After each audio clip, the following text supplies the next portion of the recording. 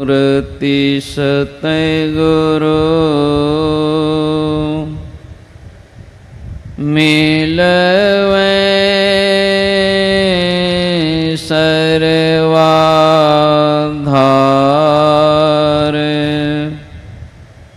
मंगलमय मंगल करना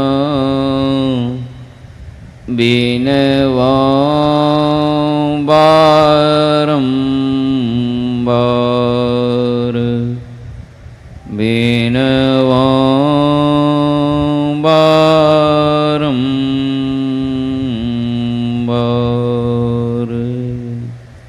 एक बार हम लोग हृदय खोलकर गुरु महाराज के चरणों में जयकारा लगावें।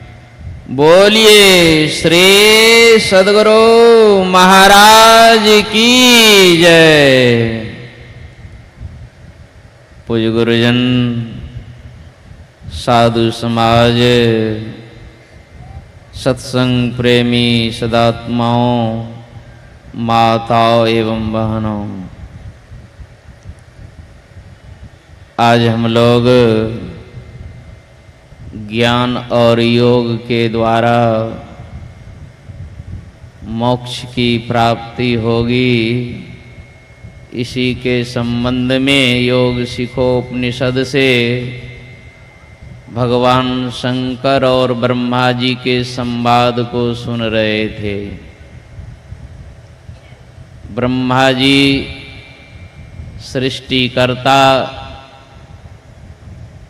सृष्टि रच दी, सृष्टि का विस्तार होने लगा और इस सृष्टि चक्र में जब जीवों को नाना तरह के दुखों की सामना करने लगे, जन्म मृत्यु का दुख, दैहिक दैविक भौतिक इन त्रैतापों से जब जीव संतप्त होने लगे तो ब्रह्मा जी को चिंता होती है, आखिर जीवों को दुख से छुट्टी कैसे मिलेगी। तो ब्रह्मा जी चिंतित हैं, जीव को दुख से छूटने का उपाय खोज रहे हैं। ऋषि मुनियों के पास जाते हैं तो कोई कोई कहते हैं कि जीवों की मुक्ति ज्ञान प्राप्त करने से होगा, कोई कोई कहते हैं कि जीवों की मुक्ति के लिए योग करना पड़ेगा। तो ब्रह्मा जी के अंदर में संदेह होता है कि मुक्ति का दो रास्ता बताते हैं, कोई ज्ञान मार्ग, कोई योग मार्ग। असली बात क्या है, सही जानकारी के लिए ब्रह्मा जी भगवान शंकर के पास जाते हैं। भगवान शंकर ने ब्रह्मा जी को संतुष्ट किया कि मुक्ति प्राप्त करने के लिए ज्ञान और योग दोनों जीवन में अपनाना जरूरी है। योग के बगैर जो ज्ञान है उससे मुक्ति नहीं मिलेगी और ज्ञान के बगैर जो है योग से मुक्ति नहीं मिलेगी। योगहीनं कथं ज्ञानं मोक्षदं भवति भो, योगो अपि ज्ञानहीनस्तु न क्षमो मोक्ष कर्मणि, तस्माद् ज्ञानं च योगं च मुमुक्षु दृढ़ं भयसेत्। हम मुक्ति चाहते हैं, दुख से छुट्टी चाहते हैं, आपको अपने जीवन में ज्ञान और योग दोनों अपनाना पड़ेगा। ज्ञान के लिए हम लोग सत्संग में आते हैं, योग करने की जानकारी सत्संग से मिलता है। पहले सबको ज्ञान चाहिए, इसलिए गुरु महाराज कहा करते थे सबसे पहले ज्ञान जो है साधन है और योग जो है साध्य है, क्योंकि ज्ञान के बगैर हम योग नहीं कर सकते। और फिर क्या होता है, जब योग करने लगते हैं तो योग साधन हो जाता है और ज्ञान जो है साध्य हो जाता है। कहने का मतलब अंतिम चीज ज्ञान ही है, ज्ञान से ही जीव को मुक्ति मिलती है। तो योग के बारे में हम लोगों को क्रम क्रम से योग पतंजलि मुनि ने अष्टांग योग में वर्णन किया। उसमें सबसे पहले यम को रखा, फिर नियम को, फिर आसन को, प्राणायाम को, प्रत्याहार को, धारणा को, ध्यान, सातवीं सीढ़ी में ध्यान। और ध्यान की पूर्णता होने के बाद उनको समाधि लग जाती है, वे सारे बंधनों से छूट जाते हैं, सारे दुखों से छूट जाते हैं। तो बगैर ध्यान किए समाधि की अवस्था नहीं होगी। और ध्यान क्या है? ध्यान के संबंध में प्राय लोग जानते हैं कि आंख बंद करके बैठ जाओ, यही ध्यान है। बहुत लोग कहते हैं 1-2 घंटा हम ध्यान करते हैं, लेकिन ध्यान इतना आसान नहीं है। ध्यानं निर्विषयं मनः, ध्यानं शून्यगतं मनः। कहते हैं जब आपका मन शून्यगत हो जाए, आपका मन खाली हो जाए, तब उसी का नाम है ध्यान।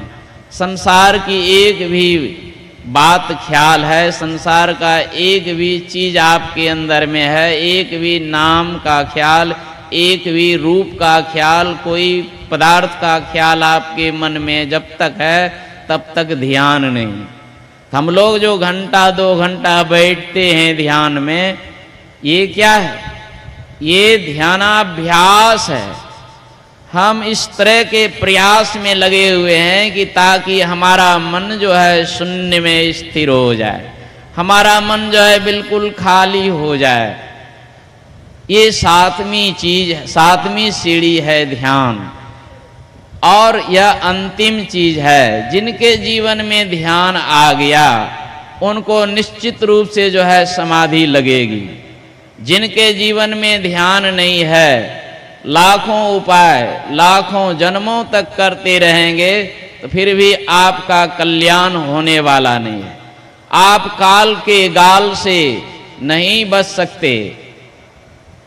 गुरु महाराज ने कहा, काल मुख से निबु की भागो, ध्यान के बल भाई रे, ऐसो अवसर खोइयों तो रोइयों पछताई रे।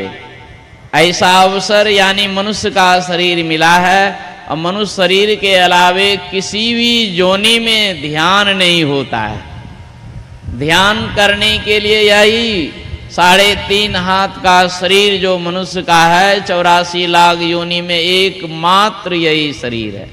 इसलिए कहते हैं इस अवसर को मत खो। जिनको मनुष्य का शरीर मिला है वे काल के मुख से निकलना चाहते हैं, आवागमन के चक्र से छूटना चाहते हैं, दैहिक दैविक भौतिक त्रैताप से छूटना चाहते हैं, तो सारे मनुष्यों को ध्यानशील होना चाहिए। जो ध्यानशील होते हैं, भगवान कृष्ण ने भी गीता में ध्यान पर विशेष जोर दिया।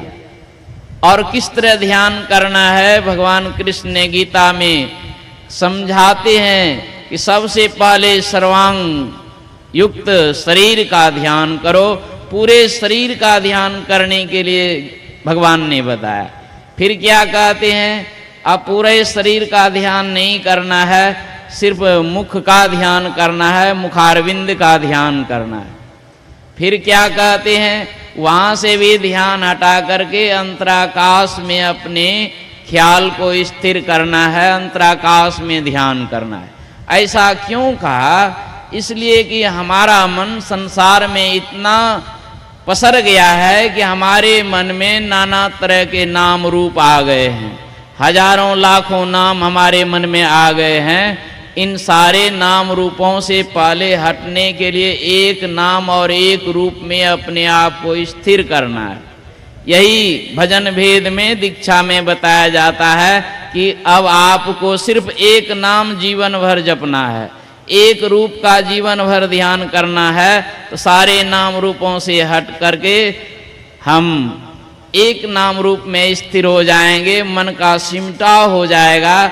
जैसे मन का सिमटाव होगा तो आपके अंदर में इतनी शक्ति पैदा होगी कि गुरु नानक साहब कहते हैं कि गुरु की मूर्ति हृदय वसाइए, जो इच्छा है सोई फल पाइए। आपके मन में जो भी इच्छाएं होगी सारी इच्छाओं की पूर्ति होने लगेगी, सिर्फ एक रूप में आपका मन स्थिर हो जाए, इतनी शक्ति आपके अंदर में आ जाए। लेकिन भगवान कहते हैं कि इससे भी आपको मुक्ति नहीं मिलेगी। नानक साहब ने भी कहा कि इतना सारी इच्छाओं की पूर्ति आपकी तो होगी, लेकिन आपको इससे मुक्ति नहीं मिलेगी। इससे मुक्ति प्राप्त करने के लिए इस रूप को भी छोड़ना पड़ेगा, क्योंकि एक रूप में भी आपका मन फैला हुआ है। वहां से समेटने के लिए नानक साहब कहते हैं, एक दृष्टि करी समसरी जाने। अपनी दोनों दृष्टि की धारों को गुरु इंगित स्थान पर स्थिर करना, यही कला, यही क्रिया हम लोगों को समझना है। तब हम सारे नाम रूपों से छूटकर एक बिंदु में स्थिर हो जाएंगे। जैसे एक बिंदु में स्थिर होंगे, मन का पूर्ण सिमटाव हो जाएगा, मन शून्यगत हो जाएगा, मन निर्विषय हो जाएगा। वहीं परम प्रभु परमात्मा के शब्द को आप सुनेंगे और उसी शब्द के सहारे आप जड़ के सभी मंडलों को पार कर चेतन मंडल में सत्य शब्द को, सार शब्द को ग्रहण करेंगे। वहीं परम प्रभु परमात्मा का साक्षात्कार होगा, आपकी भक्ति पूरी हो जाएगी। बोलिए श्री सद्गुरु महाराज।